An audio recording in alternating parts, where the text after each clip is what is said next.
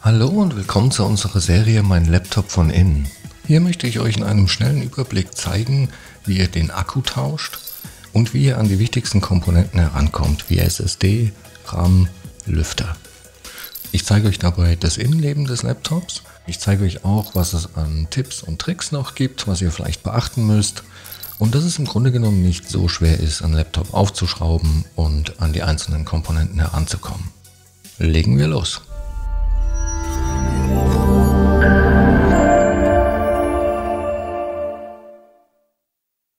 So, wir haben hier ein Lenovo Flex 5 und zwar ein Chromebook.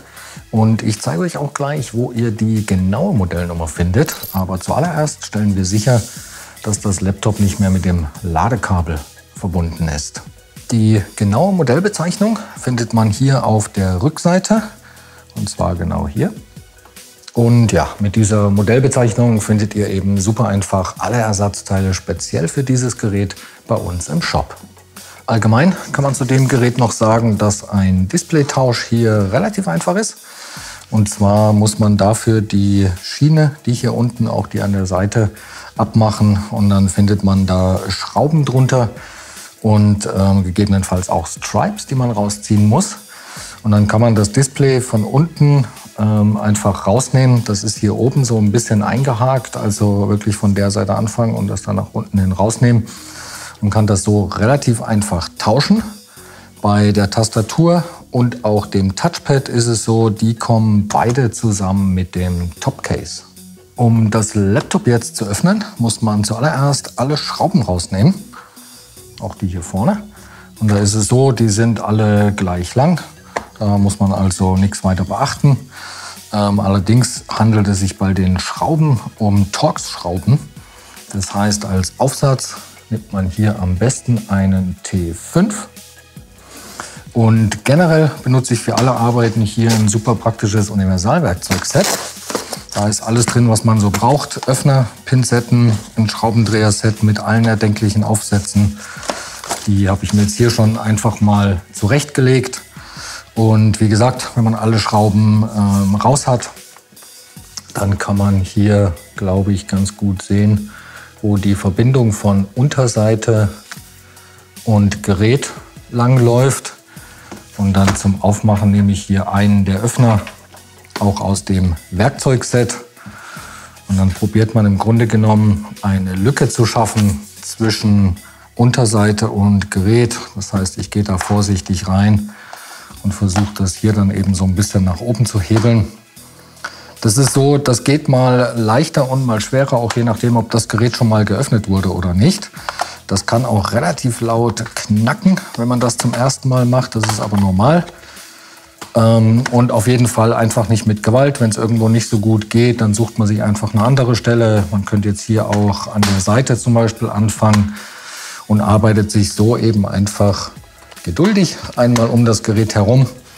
Und in den meisten Fällen kann man dann schon mit den Fingern drunter fassen und das dann mit ein bisschen Wippen und Wackeln abhebeln. Ansonsten, wie gesagt, also man kann auch auf der Rückseite dann noch unterstützend weitermachen, bis sich die Unterseite hier relativ problemfrei entfernen lässt. Und ja, so sieht dann das Gerät von innen aus. Gut, bevor wir jetzt aber irgendetwas weiteres machen, trennen wir auf jeden Fall als allererstes den Akku vom Mainboard, dass das Gerät auch wirklich keinen Strom mehr bekommt. Und dann kann man hier ganz gut das Kabel sehen und das kann man in dem Fall einfach nach hinten hin rausziehen. Es hat ja auch so eine kleine Ausbuchtung und ja, man ist so auf jeden Fall auf der sicheren Seite. Gut, was wir hier noch sehen ist, dass der RAM aufgelötet ist. Der wird wahrscheinlich hier unter dieser Abdeckung sein. Das heißt, den kann man jetzt hier nicht erweitern oder tauschen. Das andere, hier drüben sehen wir die SSD. Und das ist in dem Fall eine verkürzte SSD und da passt auch tatsächlich keine andere rein. Also hier wirklich nur eine verkürzte SSD möglich. Dann sehen wir hier noch das WLAN-Modul. Wir sehen hier den Lüfter und den Heatsink. Und eine CMOS-Batterie gibt es bei dem Gerät hier jetzt nicht. Um den Akku auszubauen, braucht man nur diese Schrauben hier rauszunehmen. und auch die zwei. Und falls man da vorher eben einen T5 für das Gehäuse hat, muss man hier jetzt den Aufsatz wechseln zu einem pH0.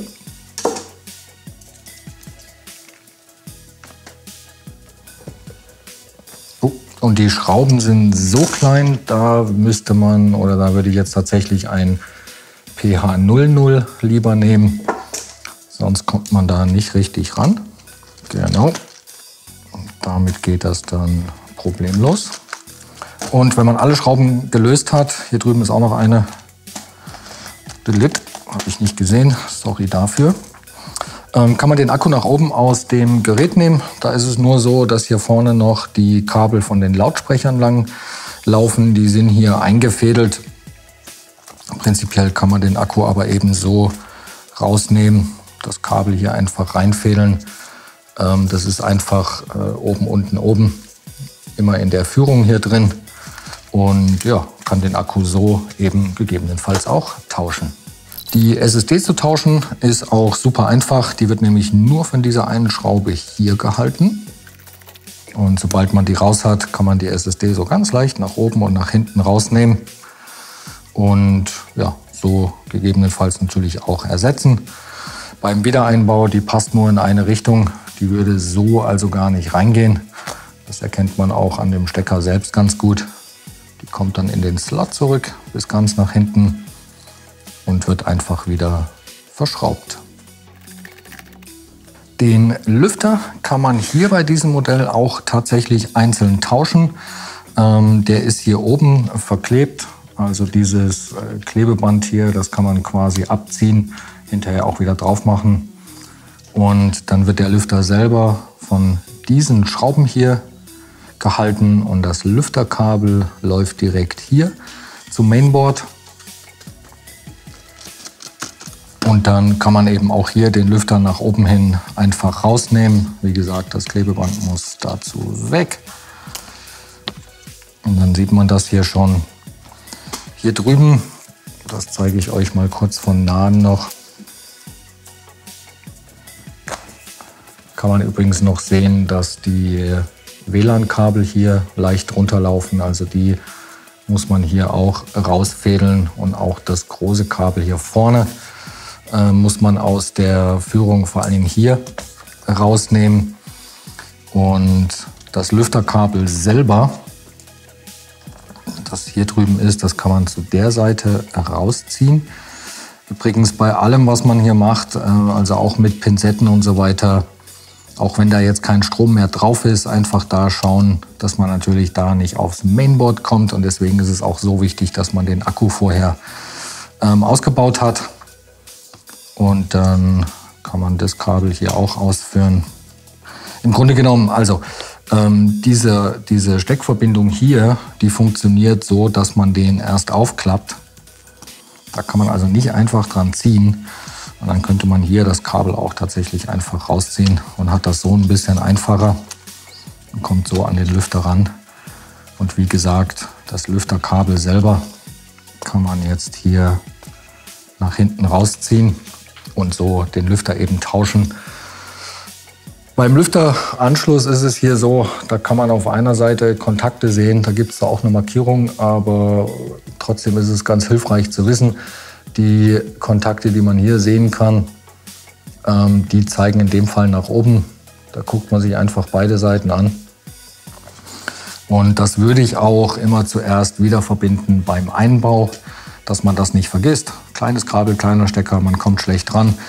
Und man will das eben nicht vergessen. Deswegen hier erstmal den Lüfter an sich wieder verbinden. Und da auch einfach schauen, das ist ein bisschen friemelig hier, dass der dann auch wirklich wieder richtig drin sitzt. Genau.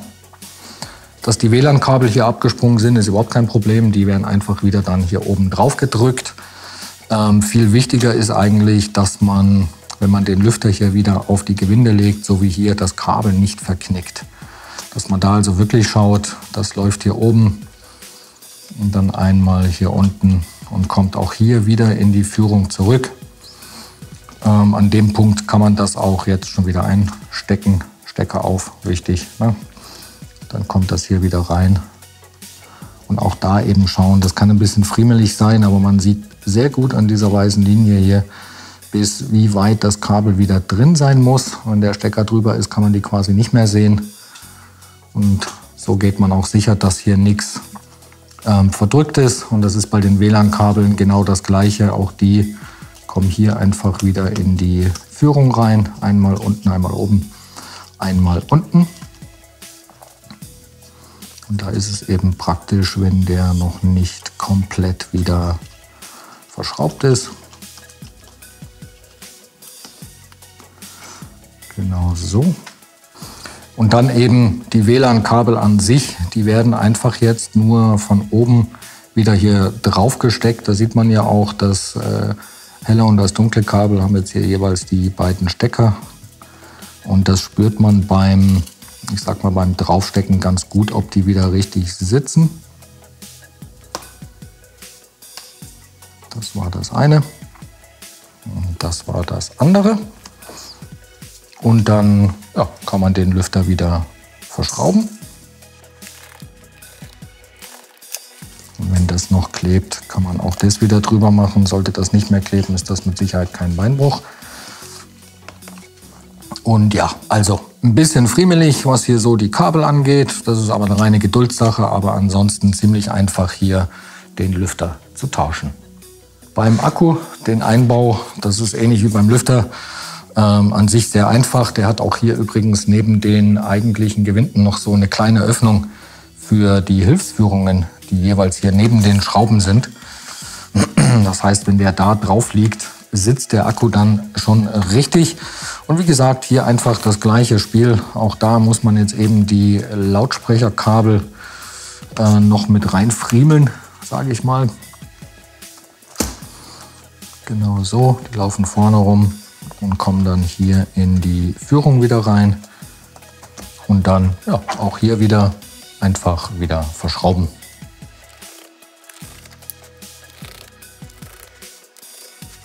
Ganz, ganz wichtig, nicht vergessen auch den Akku wieder zu verbinden, wenn man alles erledigt hat. Sonst muss man die Bodenplatte nochmal abnehmen und das will man nicht. Und ja, dann kann man eigentlich die Unterseite auch wieder verbinden. Die wird ja nur über Druck wieder verbunden. Das heißt, die legt man einfach von oben drauf und drückt die dann nach unten hin fest. Und da kann man auch tatsächlich, man hört das ja echt auch in der Mitte, überall richtig feste drücken. Ich gehe am Ende auch immer noch einmal um das Gerät. Schaut, dass hier wirklich nirgendwo mehr Lücken oder Öffnungen zu sehen sind, dass da alles ordentlich verschlossen ist. Dann muss nur noch alles wieder verschraubt werden, gegebenenfalls. Oder da muss man dann halt eben auf einen NT5 wieder zurückwechseln. Und ja, so schnell ging das hier alles. So, ich hoffe, das Video hat euch weitergeholfen. Wenn ihr noch Fragen oder auch Anregungen habt, lasst uns gerne einen Kommentar da. Und dann wünsche ich euch viel Spaß beim Schrauben. Bis zum nächsten Mal. Ciao.